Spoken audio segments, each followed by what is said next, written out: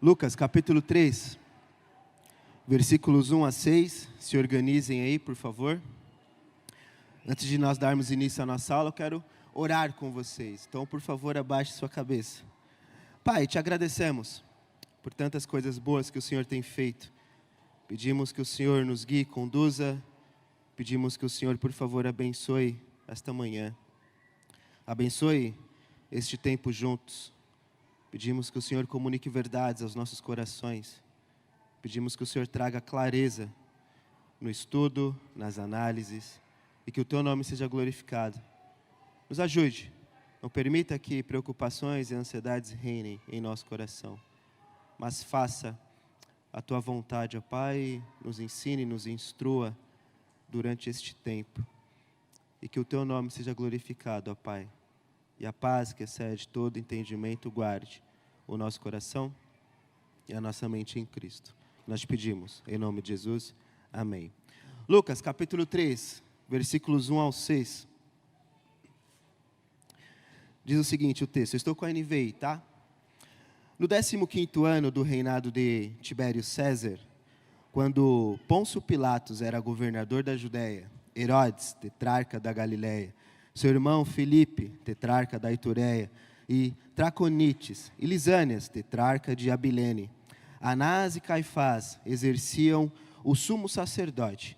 Foi nesse ano que veio a palavra do Senhor a João, filho de Zacarias, no deserto. Ele percorreu toda a região próxima ao Jordão, pregando um batismo de arrependimento para o perdão dos pecados. Como está escrito no livro das palavras de Isaías, o profeta: voz do que clama no deserto, preparem o caminho para o Senhor, façam veredas retas para Ele. Todo vale será aterrado, e todas as montanhas e colinas niveladas, as estradas tortuosas serão endireitadas, e os caminhos acidentados aplanados, e toda a humanidade verá a salvação de Deus. Esta é a palavra do Senhor. Hoje nós daremos continuidade na nossa série de estudos no Evangelho de Lucas, e especificamente hoje nós analisaremos o relato de João Batista sendo o precursor do nosso Senhor Jesus Cristo.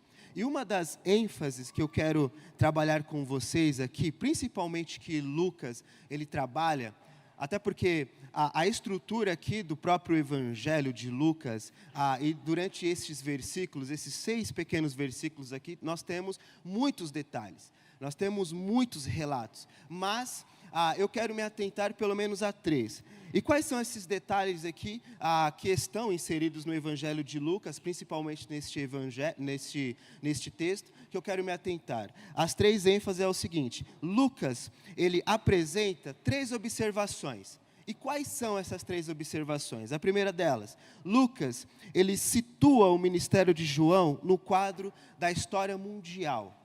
Lucas, ele situa a forma como houve o início do ministério de João Batista, mostrando, antes dele entrar no mundo propriamente dito, estava acontecendo uma história mundial. Por isso que Lucas, ele relata esta lista no primeiro e no segundo versículo.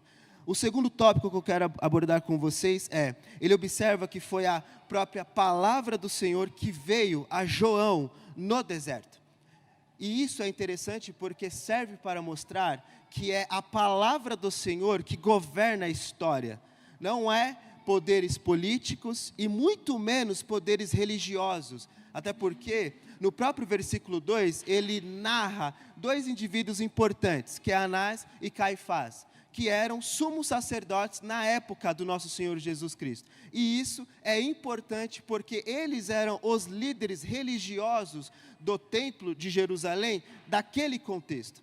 Então, quando a palavra do Senhor veio a João Batista, isso serve para nos dizer que é a palavra do Senhor que governa a história, e não poderes políticos e muito menos poderes religiosos, no contexto político e no contexto religioso. Então é isso que Lucas quer nos relatar e nos informar aqui. E em terceiro lugar, ao citar o texto de Isaías, Isaías 40, ele dá uma ênfase sobre toda a humanidade verá a salvação. E precisamos tomar um cuidado aqui, porque essa ênfase de toda não traz uma ênfase arminiana. Então, precisamos tomar um certo tipo de cuidado com isso. Mas a ênfase do texto é que a humanidade, e a humanidade aqui é sinônimo, tá? Quando você observa a própria estrutura do grego aqui, tanto as traduções pode estar escrito humanidade ou homens. E isso são apenas sinônimos, respeitando a própria tradução do termo grego aqui. Então, quando você observar humanidade ou homens no seu próprio texto, é a mesma coisa, porque são sinônimos. Então, a ênfase aqui é dizer que a humanidade, de uma certa forma, verá a ação de Deus na terra por meio de Jesus Cristo, dando ênfase na cruz. Essa é a ideia. Então, estas serão as 3 análises que eu irei abordar com vocês. A primeira delas é que Lucas situa o ministério de João em um contexto importante. A segunda delas é que ele observa que o que é mais importante no contexto é a palavra do Senhor, e não poderes políticos e muito menos poderes religiosos. E em terceiro lugar, ele cita a Isaías 40, trazendo um fundamento em seu argumento. Porque Lucas ele tinha 3 funções nos tempos antigos. Lucas ele era historiador, Lucas ele era médico e ele era teólogo. Então, ele tinha essas 3 funções. E sendo um bom historiador, ele precisava deixar os relatos claros. Ele precisava deixar todas as informações com clareza a Teófilo. E era isso que todo historiador de sua época tinha que fazer. E a estrutura do seu evangelho respeita a própria educação da sua época, porque ele era um historiador. E também ele era um médico, e é por isso que no seu evangelho tem uma quantidade imensa de milagres e de curas, porque ele dá ênfase nisso, porque ele era um médico. Uns termos um pouco mais acadêmicos dizem que Lucas ele era um cientista, só que essa ideia de cientista não representa os cientistas atuais. Os cientistas dos tempos antigos trazem uma ênfase um pouco mais de médico. Então, se em algum momento vocês ouvirem este relato de algum professor, de alguma pessoa dizer que Lucas, ele era também um cientista, isso está correto. Porque respeitando a educação de sua época, ele também era isso. Mas o cientista era uma ênfase de médico, de doutor. Por isso que ele era chamado de doutor Lucas. E, em terceiro lugar, ele traz uma citação. E a citação é Isaías 40, para trazer um fundamento importante no seu raciocínio, porque todo texto precisa ter citações para fundamentar o seu conhecimento. E é isso que Lucas faz. Então, nós iremos abordar estas 3 análises que são extremamente importantes no texto. Então, a primeira delas é as circunstâncias históricas. Observe comigo aí o versículo 1 e versículo 2. No 15º ano do reinado de Tibério César, quando Pôncio Pilatos era governador da Judéia, Herodes, tetrarca da Galiléia, seu irmão Filipe, tetrarca da Itureia, e Traconites, e Lisânias, tetrarca da Abilene, Anás e Caifás exerciam o sumo sacerdote. Foi nesse ano que veio a palavra do Senhor a João, filho de Zacarias, no deserto. Lucas aqui, ele está nos organizando no sentido um pouco mais histórico.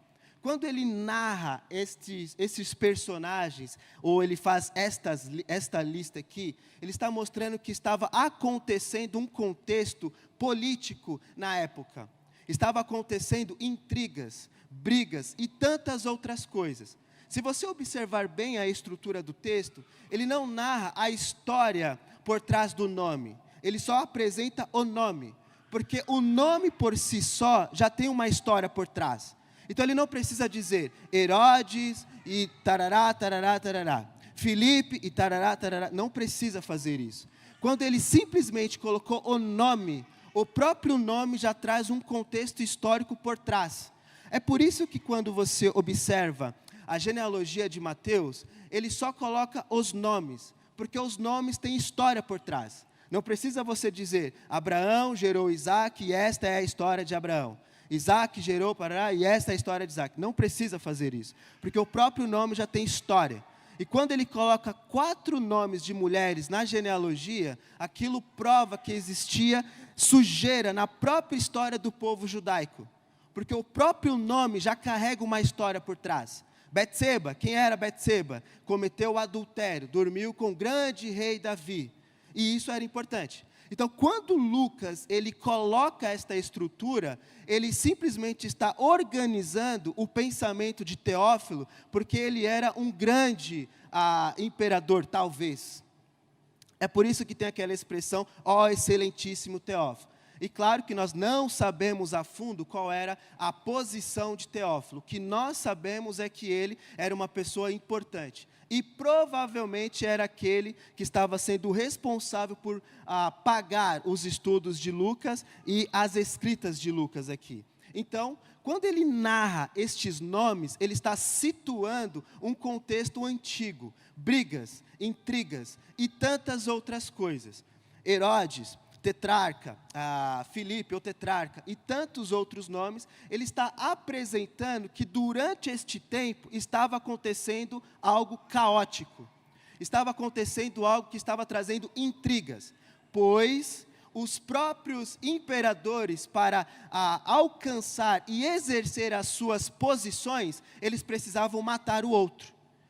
Eles precisavam exercer uma morte em relação ao outro. Então, para assumir uma posição de autoridade nos tempos antigos, precisava matar o próximo. Então, quando Lucas, ele narra estes nomes, Lucas ele está querendo apresentar o seguinte para Teófilo. Teófilo, estava acontecendo um caos naquele contexto. Naquele tempo estava acontecendo algo caótico.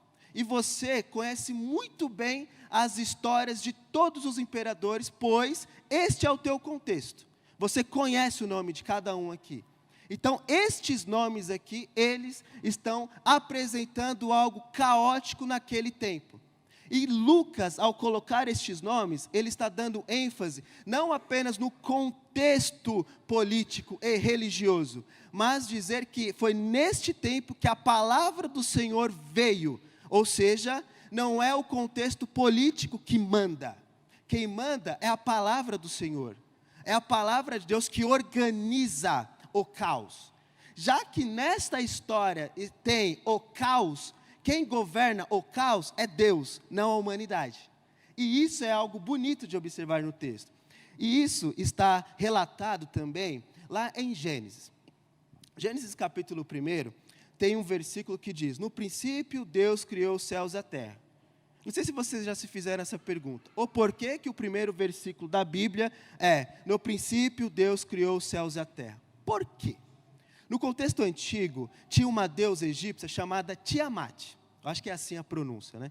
Tiamat. E ela era conhecida como a deusa do caos. E no contexto do Egito, para trazer o mundo à existência, tinha que ter acontecido conflitos. Tinha que ter acontecido guerras. E o próprio texto bíblico diz, no princípio Deus criou os céus e a terra, e o Espírito pairava sobre a face do abismo. Abismo ali representa caos. Ou seja, para o mundo ter vindo à existência, não houve brigas, não houve intrigas, não houve caos, houve Deus falando. Deus não precisou brigar para exercer o seu espaço no mundo, porque Deus já existia antes do mundo vir à existência.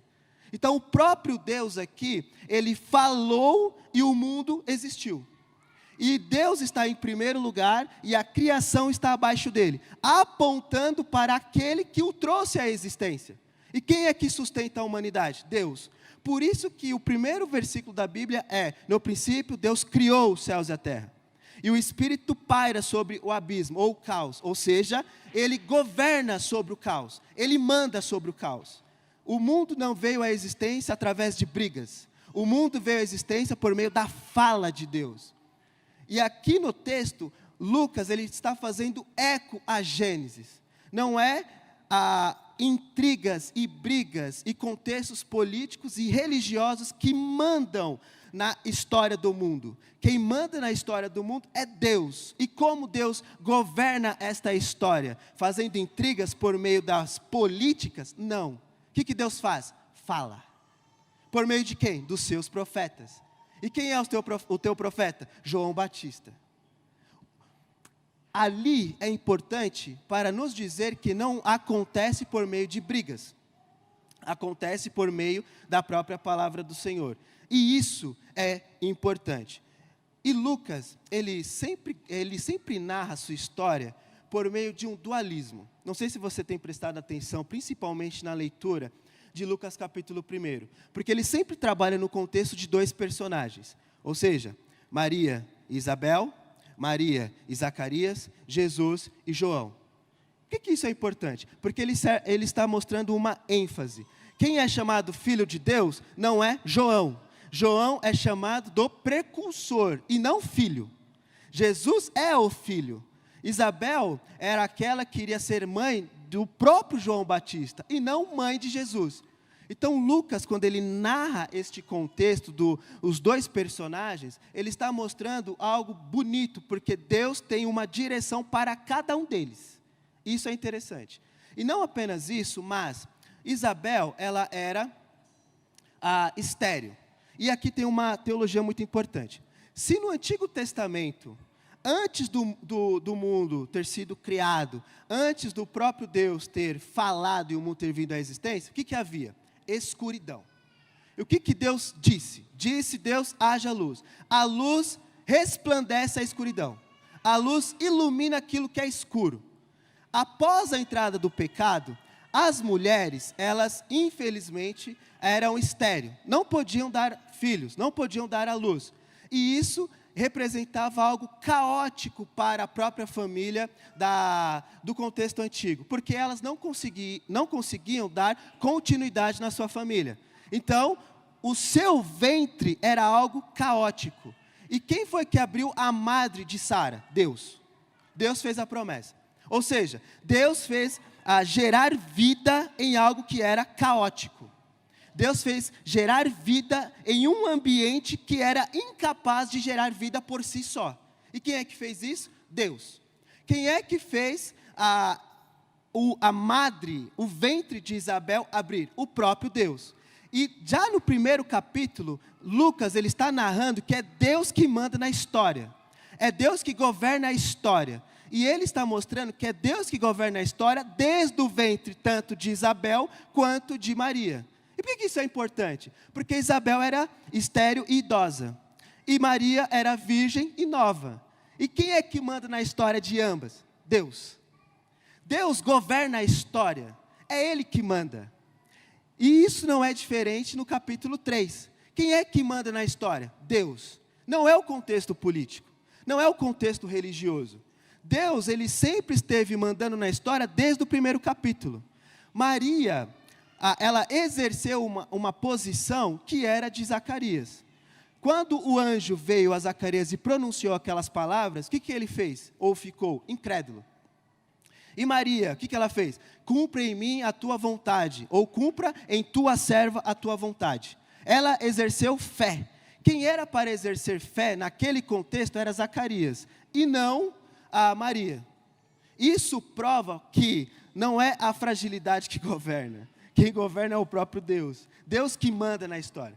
E Deus está mandando na história desde o primeiro capítulo. Pois é Deus que manda, e não os próprios personagens. Então, o primeiro tópico que Lucas ele está mostrando aqui são as circunstâncias históricas. Ele traz estas listas, traz estes nomes importantes, mas não são esses nomes que manda na história. Quem manda na história é Deus. Deus que governa. E Deus, Ele governa a história por meio do que e de que. Acompanhe comigo no texto. A partir do versículo 3. Desculpa, a partir do versículo 2. Anás e Caifás exerciam o sumo sacerdote, exercia o sumo sacerdócio. Foi nesse ano que veio a palavra do Senhor, João, filho de Zacarias, no deserto. Por que isso aqui é importante? Aí eu quero fazer uma dinâmica com vocês. Quem era o último profeta do Antigo Testamento? Quem? No Antigo Testamento. Malaquias. E quem era o o primeiro profeta do Novo Testamento e o último profeta do Novo Testamento? João Batista. Isso, tem azul comigo no boletim. João Batista. Entre Malaquias e Mateus, nós temos um período de silêncio. Qual que era o tempo de silêncio ali? 400 anos. De Malaquias até Mateus, ou até o período de João Batista, nós temos um período de silêncio. O silêncio é algo caótico. Não existe nenhum relato que comprove que durante estes 400 anos, Deus falou por meio dos seus profetas. Pelo menos isso não foi encontrado. Então houve silêncio. Só que isso é algo caótico porque para o povo judeu, a fala de Deus era importante. E não tinha nenhum profeta. E durante este tempo, quem é que estava mandando? Os imperadores. Os imperadores mandavam e governavam. Durante 400 anos de silêncio. Martinho Lutero, ele diz que o silêncio é a prova da soberania de Deus. Não precisa Deus falar para provar que Ele manda. O próprio silêncio dele governa a história, diz Martinho Lutero. E por que isso é interessante? Porque durante este tempo não tinha a fala de Deus. 400 anos de silêncio, 400 anos caótico. Dá a entender que Deus esqueceu do seu povo. Mas isso é balela, isso é mentira. Após este período, quem é que surge para anunciar a palavra do Senhor? João Batista. É por isso que em Mateus, quando João Batista ele está pregando no deserto, a multidão vai até João Batista no deserto. Porque Deus apareceu novamente para falar com o seu povo. A voz de Deus é ouvida no meio da multidão, no meio do seu povo. Ou seja, houve esperança novamente. Aqui, Lucas, ele muda a trajetória. Ele está dizendo que houve silêncio nesses 400 anos, porém, Deus, ele trouxe esperança novamente ao falar por meio de João Batista. E João Batista, ele está onde? No deserto. João Batista, ele não está nos palácios, como foi apresentado no primeiro versículo e no segundo versículo sobre os imperadores. Os imperadores, eles estavam em palácios, em tronos. E a palavra do Senhor não veio ser dirigida para estes homens, que era Herodes e tantos outros. A palavra do Senhor veio para João Batista. E João Batista está falando onde? No deserto. No sentido um pouco mais pastoral, é como se o próprio Lucas, porque ele também era um teólogo, ele estivesse falando o seguinte: você precisa sair do seu conforto para ouvir a palavra de Deus em um ambiente que Deus revelou a sua vontade na história. Porque um bom historiador dos tempos antigos, ele precisava mostrar a atividade de Deus na história. E no deserto, o que Deus fez no Antigo Testamento? Muitas coisas. Conduziu o povo durante o deserto, deu maná, deu comida, deu sombra, deu aquecimento por meio do fogo, deu muitas coisas. E isso não é diferente. Então Lucas, ao narrar o deserto aqui, ele está dizendo o seguinte: no deserto Deus fez coisas grandes lá atrás, e não é diferente agora, porque Deus ele está dando continuidade naquilo que Ele já fez no Antigo Testamento.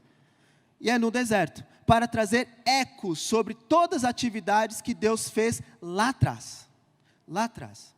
E não apenas isso, mas aqui também ele faz um exercício de mostrar que o próprio chamado de João Batista é o mesmo chamado de Jeremias. Então abra comigo aí em Jeremias capítulo 1.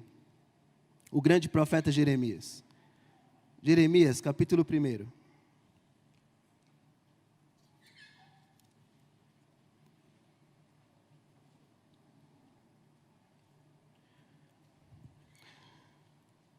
Jeremias, capítulo 1, versículos 1 e 2. E isso aqui é importante no contexto antigo, porque Lucas ele precisa fazer ecos. E o próprio chamado de João Batista também tem ecos, não apenas com Isaías, mas com o grande Jeremias, né? Então observe como diz Lucas, capítulo...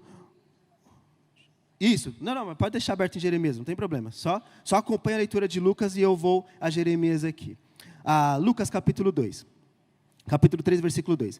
Anás e Caifás exerciam sumo sacerdócio. Foi nesse ano que veio a palavra do Senhor a João, filho de Zacarias, no deserto. Agora observe Jeremias. as palavras de Jeremias, filho de Ilquias, um dos sacerdotes de Anatote, no território de Benjamim. A palavra do Senhor veio a ele no 13º ano do reinado de Josias, filho de Amon, rei de Judá. Da mesma forma que em Jeremias está acontecendo uma direção, porque a palavra do Senhor veio a Jeremias neste contexto, e quem era o governador naquele contexto? Era tal fulano. Isso é importante. E Lucas, ele faz a mesma coisa. A palavra do Senhor veio a João Batista neste ambiente caótico, neste ambiente de caos. E isso é interessante. Da mesma forma que Jeremias recebeu o seu chamado da parte de Deus naquele contexto, da mesma forma aconteceu com João Batista em Lucas. Em Lucas. E isso é interessante. E a palavra do Senhor veio a ele no próprio contexto caótico. E onde que ele estava? No deserto. Então, esse é o primeiro tópico, sobre as circunstâncias da história mundial. Mas também é visto que a palavra do Senhor governa a história. Porque, como os próprios imperadores, para ter a sua posição em uma alta escala, tinha que acontecer brigas, tinha que acontecer intrigas e tantas outras coisas, o que está acontecendo aqui a partir do versículo 2? É a palavra de Deus que surge. É a palavra de Deus que modela a história. Da mesma forma que no capítulo 1, Deus ele esteve falando por meio dos seus servos, por meio dos anjos, isso é chamado de teofania, por meio dos anjos e tantas outras coisas, não é diferente. Deus ele irá estruturar este caos por meio da sua fala, e não por meio de intrigas. O mundo veio à existência por meio de intrigas através de Tiamat, que era a deusa egípcia. Mas Deus, ele não precisou brigar, ele falou. Aqui é a mesma coisa. Deus, ele não precisou fazer intrigas para que Jesus Cristo assumisse um trono. Porque o trono de Jesus Cristo se chama cruz. É morte e ressurreição. Aqui é o contrário. Lucas, ele apresenta que Deus governa a história por meio da sua fala. Deus simplesmente precisa falar. Ele fala e as coisas acontecem com uma sua boa vontade, como ele almeja e deseja. Não tem intrigas, não tem brigas, não tem brigas de ego, puxar o tapete de um, querer sentar no lugar do outro, não tem. Isso acontece nas igrejas atualmente, né? Mas não tem, não precisa puxar o tapete. O que precisa é ouvir a palavra do Senhor, porque todos têm dons. E aqui é isso, não tem intrigas. O que tem é Deus falando. Por meio de quem? Do seu grande profeta. E é interessante que João, ele era conhecido como precursor, porque no contexto antigo também, os súditos ou os representantes, eles tinham que fazer algo importante. Eles tinham que construir uma estrada muito bela para que o seu governador passasse no meio dela. Simplesmente isso. Ou seja, uma pessoa preparava o caminho para que um representante passasse no meio dela e exercia a sua função. Não tem isso. João Batista, ele não está construindo uma rua. João Batista, ele não está exercendo funções de pedreiros aqui. João Batista, ele simplesmente está no deserto, que não tem nenhuma capacidade de construir ruas, porque lá só tem areia. É um lugar que não tem nem sequer água. É um lugar improvável. Ele não constrói, mas ele fala. Ele fala. E ele prepara o caminho do Senhor por meio da pregação. E qual que é a pregação? Sobre batismo e arrependimento. Isso é interessante. Então, no próprio contexto, Lucas ele está procurando organizar os pensamentos de Teófilo nesta estrutura. Teófilo, algumas coisas são importantes. Quais? Primeira delas, não houve intrigas. E quem governa a história é a própria palavra do Senhor, da mesma forma que ele esteve governando desde o capítulo 1.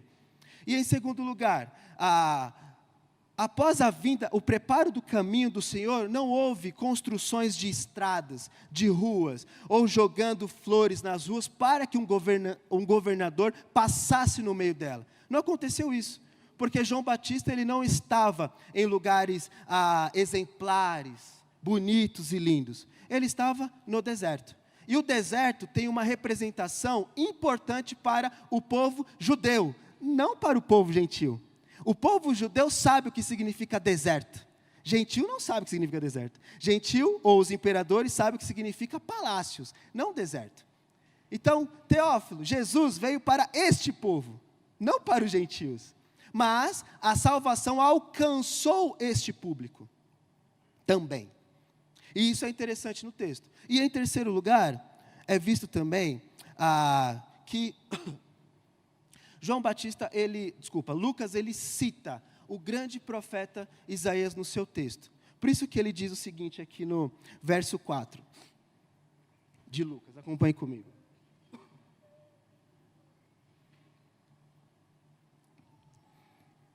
Como está escrito no livro das palavras de Isaías, o profeta. É interessante que o próprio anúncio e o preparo do caminho do nosso Senhor Jesus não estava acontecendo por regalias excepcionais. Acontecia por meio de duas coisas. Obrigado, meu irmão. Acontecia por meio de duas coisas.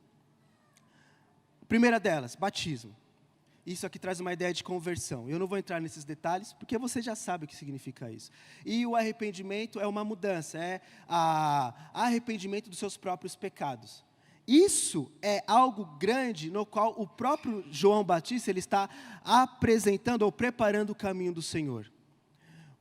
João Batista, ele prega sobre o arrependimento e ele batiza. Por isso que ele é conhecido como João o Batista, porque ele batiza. E também a mensagem dele era sobre arrependimento. Por isso que a pregação dele era muito dura, literalmente muito dura. E quando ele começa a pregar, as multidões vão em direção a ele. E quando o texto traz essa ênfase sobre a voz do que clama no deserto, o próprio Lucas, ele está mostrando a atividade de Deus na história. Olha, Teófilo, talvez você não saiba que isso aqui é um cumprimento do Antigo Testamento. Talvez você não saiba isso, mas eu estou falando isso a você para que você tenha clareza em todas as coisas que foram faladas ao seu entendimento. Esta voz do que clama no deserto não é uma pessoa qualquer, é um cumprimento da grande profecia que o próprio Deus fez no Antigo Testamento por meio do grande profeta Isaías. Você não conhece Isaías. Você não conhece deserto, você não sabe quem é a voz, mas o deserto é importante para o povo judeu. A voz é importante porque faz um cumprimento das grandes profecias do Antigo Testamento. E foi por meio de quem? Isaías. E isso prova que Deus manda na história da forma como Ele quer, do jeito que Ele quer, porque Ele é o soberano. E isso é interessante. E quando ele traz esta mensagem de arrependimento, a mensagem de arrependimento é literalmente arrependimento dos seus pecados, porque é o caminho para a restauração do próprio relacionamento com Deus. Após a entrada do pecado, houve uma ruptura entre Deus e a humanidade. A humanidade agora não tem mais aquele acesso íntimo com o Pai. O que Deus precisa fazer? Falar. Por isso que Deus disse: Adão, onde estás? Não sei se você já se fez essa pergunta. Por que Deus perguntou onde estás, Adão, sendo que o próprio Deus já sabia onde Adão estava? Por que ele fez essa pergunta? Porque a própria palavra de Deus fez com que Adão olhasse para si. Adão, onde estás? Adão olhou para si. Quando ele olhou para si, o que ele viu? Seu pecado, a nudez. Viu que estava nu. Aí ele fugiu. A palavra de Deus, ao ser pronunciada, faz com que o próprio povo olhe para si e veja o quão corrupto você é. João Batista, quando ele começa a pregar sobre arrependimento, ele está trazendo uma restauração sobre o relacionamento que estava quebrado com Deus. É óbvio que o clímax está na cruz, após a morte e ressurreição do nosso Senhor Jesus Cristo. Ele mesmo trouxe paz em algo que estava quebrado. Por isso que Romanos capítulo 5, Paulo ele começa de uma forma bela. Temos paz com Deus. E paz não traz uma ideia de bandeira branca. Paz é uma ideia sobre relacionamento. Deus estava irado contra nós. Agora Deus não está mais irado. Temos paz com Ele. Isso é interessante. E João Batista ele começa a pregar agora, trazendo o arrependimento, restabelecendo o relacionamento que estava quebrado. Você precisa pedir perdão dos seus pecados, pois eu estou preparando o caminho daquele que realmente vai resolver o nosso problema. Porque a palavra sobre João Batista já foi falada lá atrás. João Batista é o quê? O precursor. Não é João Batista que vai morrer na cruz. Não é ele. Tanto que, após a vinda de Cristo, e quando João Batista ele aponta para ele e diz: este é o Cordeiro de Deus que tira o pecado do mundo, e eu não sou digno de desamarrar as alparpas das suas sandálias. Isso é bonito, ou seja, ele quando diz isso, ele fala: eu não sou digno de assumir uma posição tão frágil, eu não sou digno de sequer desamarrar as correias das suas sandálias, eu não sou digno disso, porque ele é maior do que eu. A mensagem dele é maior do que a minha. O restabelecimento ou a restauração dele é maior do que a minha, porque eu sou nada. Eu sou apenas a voz. Eu não sou o Cristo. Por isso que muitas pessoas chegavam: João, você é o Cristo? Não, eu não sou o Cristo. O que você é? Eu sou a voz. Eu sou a voz. É isso que o texto, as ênfases que o texto ele quer nos dar. Então Jesus realmente é aquele que irá restabelecer a paz que nós não tínhamos. Restabelecer o relacionamento quebrado que nós tínhamos com Deus. João Batista estava pregando esta mensagem. Agora, quem irá resolver, com todo respeito o termo, quem irá resolver o problema é Jesus Cristo. Então, em primeiro lugar, nós observamos as circunstâncias históricas. É claro que eu não apontei o que estava acontecendo com cada um, porque senão a aula iria se estender demais. Mas em cada nome tem um contexto importantíssimo. Então, eu até indico isso a vocês, de que vocês façam esses estudos na casa de vocês, analisando cada nome, cada termo, para vocês entenderem o quão caótico estava naquele contexto. Era um negócio muito bárbaro, muito caótico.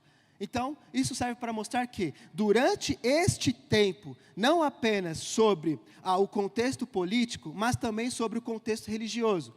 E é engraçado porque Anás e Caifás eram os responsáveis lá sobre a crucificação de Cristo. Vocês lembram disso? Eles eram os responsáveis por isso. E Lucas ele já está situando: olha, Teófilo, estes homens aí agiram de má fé com aquele Salvador lá na frente. Teófilo, Jesus está sendo crucificado por meio desses caras aí, esses sumos sacerdotes que não estavam assumindo as suas responsabilidades sacerdotais na época em que João Batista nasceu.